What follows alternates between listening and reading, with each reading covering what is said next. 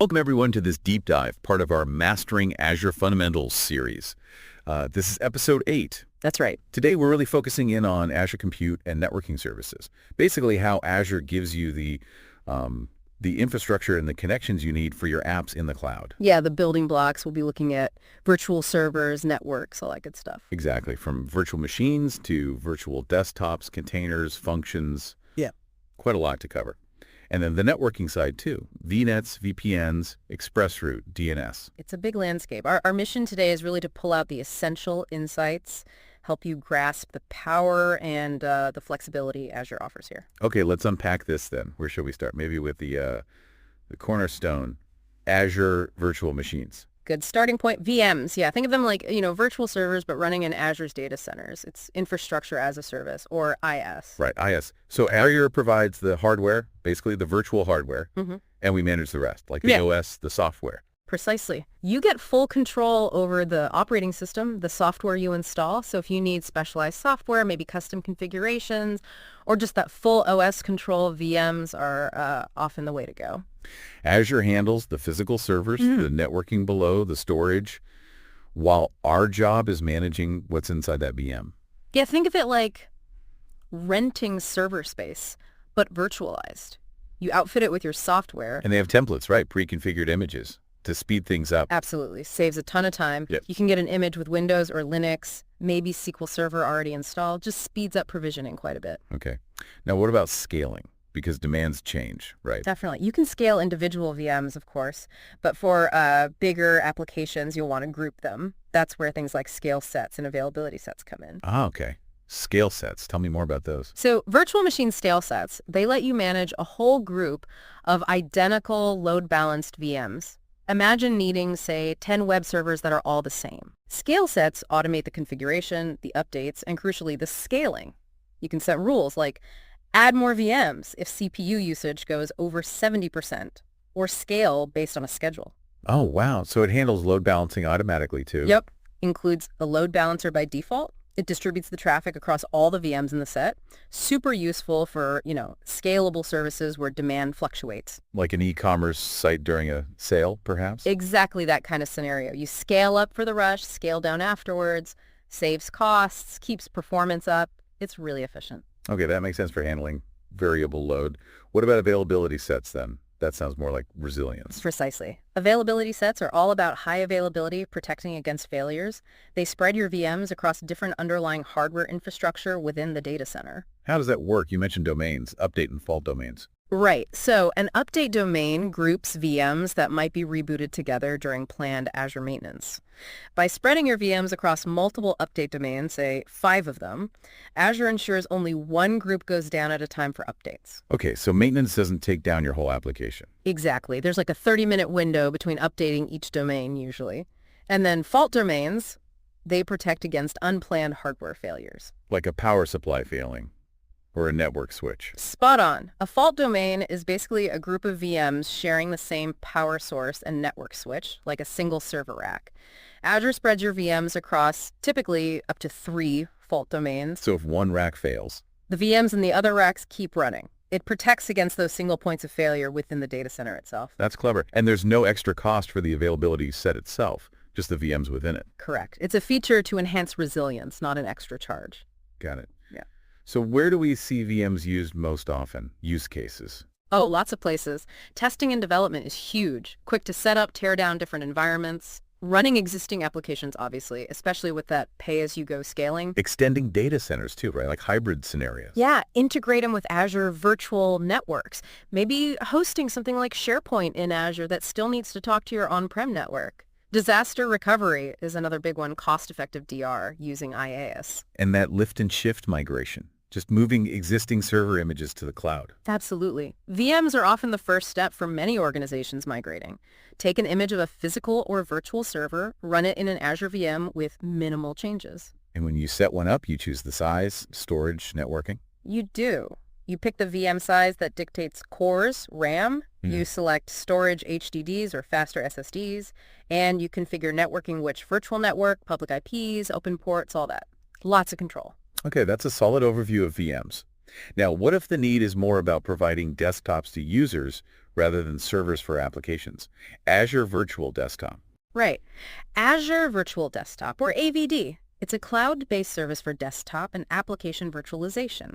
Lets users access a Windows desktop hosted in Azure from pretty much anywhere on various devices. So, like a remote desktop, but managed in Azure. Essentially, yes, but designed for scale and with some unique features, and security is a big focus. How so? It integrates tightly with Microsoft Entra ID for identity and access management. Mhm. You can use multi-factor authentication, role-based access control. Plus, the data and apps stay in the cloud, not on the end user's device, which is a big security win. User sessions are isolated too. You mentioned unique features, like multi-session windows. Yeah, that's a key one. Yeah. AVD supports Windows 10 or 11 Enterprise multi-session. This lets multiple users connect concurrently to the same VM. So multiple people share one VM's resources. Exactly, which can be much more cost-effective than giving every single user their own dedicated VM, especially for certain workloads, and it still provides that familiar Windows experience. Interesting. Okay, shifting gears a bit from VMs and desktops. Let's talk containers. They seem to be everywhere now. They really are. Containers offer a different way to run applications. Instead of virtualizing the whole hardware stack like a VM, you're virtualizing at the operating system level. Meaning you run multiple app instances on a single host OS without needing a separate OS for each app, like in VMs. Precisely. This makes them incredibly lightweight and fast. You can spin up containers, scale them, stop them much quicker than VMs. Great for agility. And Docker is the main player here. Docker is the most popular container engine, yeah, and Azure fully supports it. Azure has a few ways to run containers depending on your needs. Like what? Well, the simplest is Azure Container Instances, or ACI. It's PaaS. You just upload your container image, Azure runs it. No VMs to manage, no orchestrator needed for simple cases. Okay, simple start. What if you need a bit more? Then you might look at Azure Container Apps. Also PaaS, serverless like ACI, but it adds more built-in features, load balancing, auto-scaling based on HTTP traffic or other event triggers, easier management of revisions. It's really good for microservices. And for managing lots and lots of containers. That's Kubernetes, right? AKS. Exactly. Azure Kubernetes Service, or AKS. Kubernetes is the industry standard for container orchestration, managing the deployment, scaling, networking, and lifecycle of potentially hundreds or thousands of containers. AKS is Azure's managed Kubernetes service. Takes away a lot of the operational burden of running Kubernetes yourself. And you mentioned microservices. Is that the main use case for containers? It's a very common and powerful one, breaking down a big application into smaller independent services like a web front end, a product catalog API, a shopping cart service, each in its own container or a set of containers. And the benefit is? You can update or scale each service independently. Need more capacity just for the checkout process? Scale those containers? Found a bug in the catalog API? Redeploy just that container without touching the front end. Much more agile. Makes sense. More efficient development and operations. Okay, from containers, let's go even more abstract. Azure Functions. Serverless. Yeah, serverless. Azure Functions is an event-driven compute service. You write code, deploy it, and it only runs when triggered by an event. You don't manage any servers, VMs, or containers directly. No infrastructure management at all. None of the underlying stuff. Azure handles allocating resources when your function needs to run and deallocating them when it's done. And what triggers a function? All sorts of things. An HTTP request, like an API call, a message arriving on a queue, a timer set to run every hour, a new file uploaded to Azure Blob Storage. Lots of options. And they're meant for quick tasks. Typically, yes. Often measured in seconds. Perfect for small, discrete pieces of logic that react to events. The big benefit here is cost, right? Right. And scaling. Huge benefits there. You generally pay only for the compute time your function actually consumes, right down to the millisecond in some plans. And scaling is automatic. If you suddenly get 1,000 events, Azure just spins up more instances of your function to handle the load, then scales back down. Are they stateless by default? Meaning they don't remember things between runs? Correct. Stateless by default. Each run is independent. But there's an extension called Durable Functions that lets you build stateful workflows, orchestrating functions that need to maintain context over longer periods. So quite versatile, even though it's serverless. Can you run them in a non-serverless way if needed? You can, yeah. You can host functions on an app service plan if you need more predictable resources or specific networking features, for instance. So there's flexibility. Okay, we've covered VMs, containers, functions, different ways to get compute power. What about hosting a whole web application? We touched on VMs and containers, but there's also Azure App Service. All right, Azure App Service. This is a fully managed platform as a service, or PaaS, offering specifically designed for hosting web apps, mobile backends, REST APIs, even background jobs. PaaS means Azure handles even more of the management. Exactly. You don't manage the OS, the patching, the web server software, the load balancers. Azure takes care of all that infrastructure stuff. You just deploy your code and configure the service. So developers can just focus on the application code itself. That's the goal. It has built-in auto-scaling, high availability, supports tons of languages, .NET, Java, Node.js, Python, PHP, Ruby, on both Windows and Linux environments. And deployment, easy integration. Very easy. Integrates directly with Azure DevOps, GitHub Actions, Bitbucket, local Git repos. Setting up CI/CD pipelines is really straightforward. What different types of app service are there? Well, there's the main web apps for hosting standard websites and web applications. Then API apps, which is optimized for hosting RESTful APIs, includes things like built-in Swagger support for API definition. There's also WebJogs, which lets you run background scripts or programs, maybe processing images, sending emails, running scheduled tasks alongside your web app. For background processing. Right. And finally, mobile apps, which provides back-end services specifically for native iOS and Android apps, things like data storage, authentication, push notifications, offline sync. Wow, so app service is quite comprehensive for application hosting. It really covers a lot of ground for common web and API hosting scenarios, simplifying the infrastructure side significantly.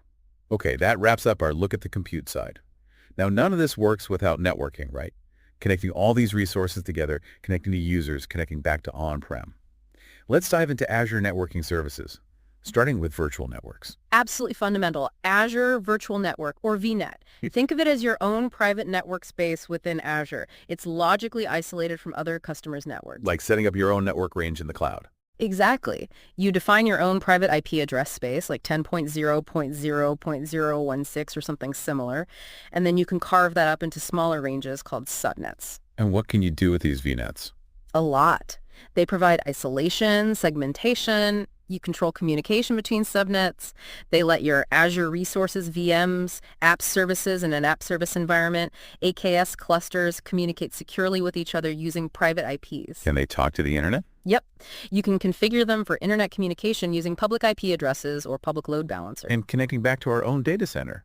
On-premises. Crucial capability. Yeah. VNets are the foundation for that. You can connect using point-to-site VPNs for individual computers, site-to-site VPNs to link your whole on-prem network, or Azure ExpressRoute for a private dedicated connection. We'll definitely need to dig into VPNs and ExpressRoute more. What about routing and filtering traffic within Azure? VNets handle that too. Azure provides automatic routing between subnets to the internet, and to on-prem it's connected.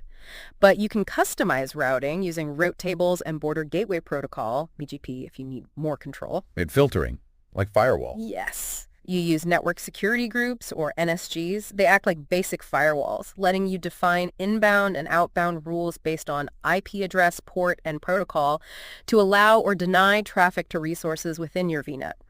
For more advanced firewalling, you can use network virtual appliances, NVAs, which are specialized VMs. Okay. And can you connect multiple VNets together if you have different ones for, say, different departments? You can, using virtual network peering.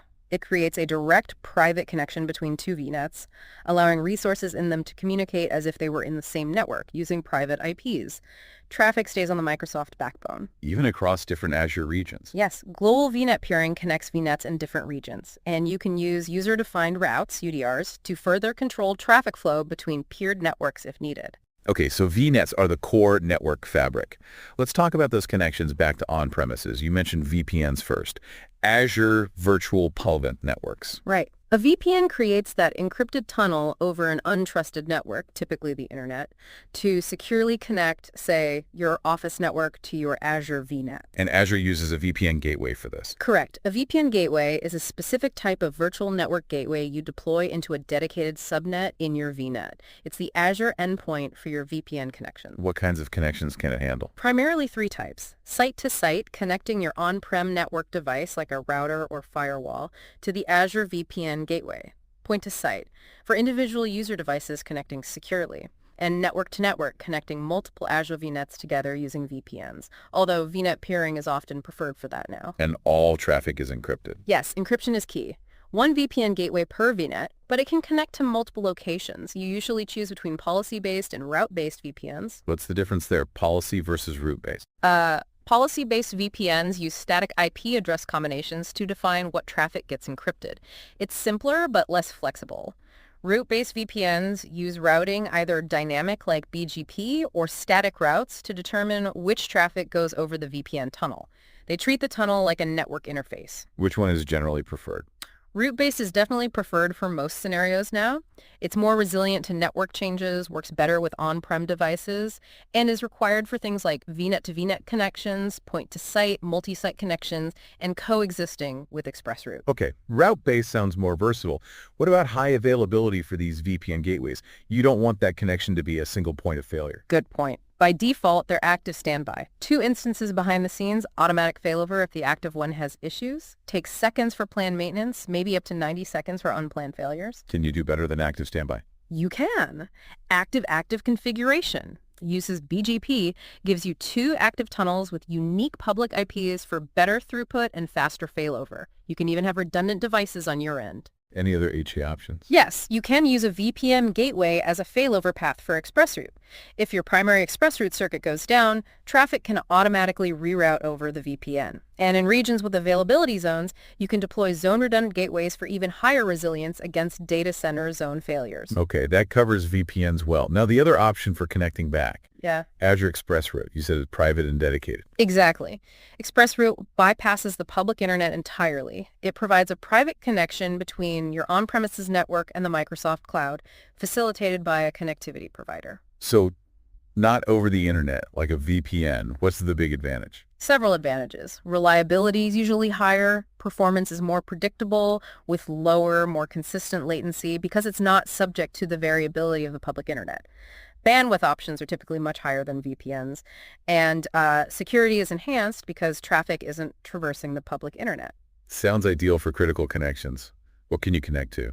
Just Azure. You can connect to Azure services across all regions and also to Microsoft 365 services. Plus, with a feature called ExpressRoute Global Reach, you can even link your own geographically separate sites together over the Microsoft network using your ExpressRoute circuits. How do you actually set up an ExpressRoute connection? What are the models? There are a few ways. You can connect via a cloud exchange provider at a colocation facility. You can get a direct point-to-point Ethernet connection from your site to a Microsoft Edge location, or you can connect through an any-to-any IP VPN network provider, integrating it with your existing MPLS WAN, for example.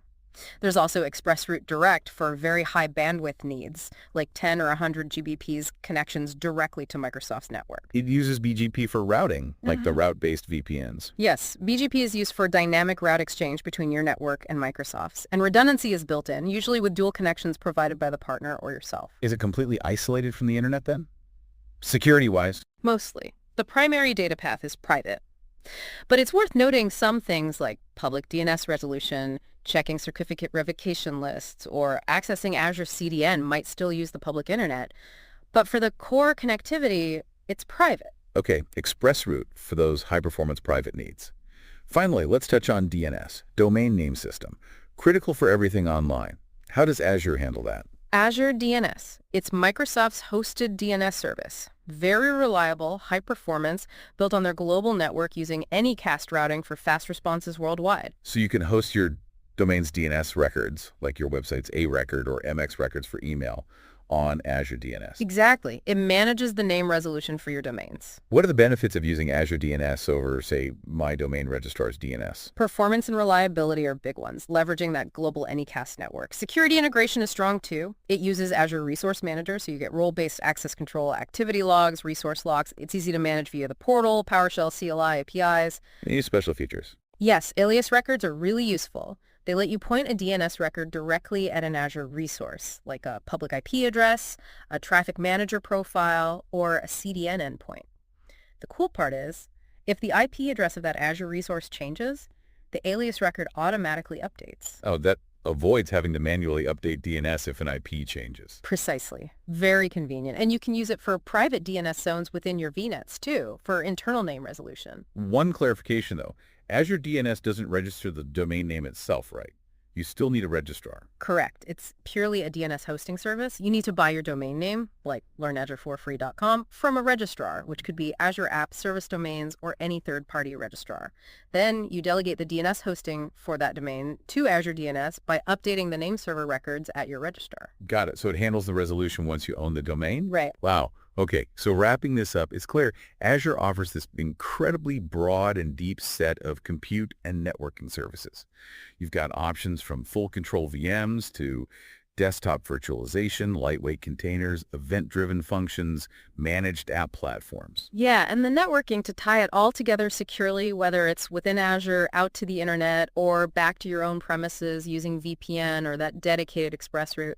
The flexibility is really quite something. It really seems like there's a solution tailored for almost any need, abstracting away a lot of the complexity, but still giving you control where you need it. Definitely. We've really only scratched the surface here today, haven't we? Each of these services has so much more depth.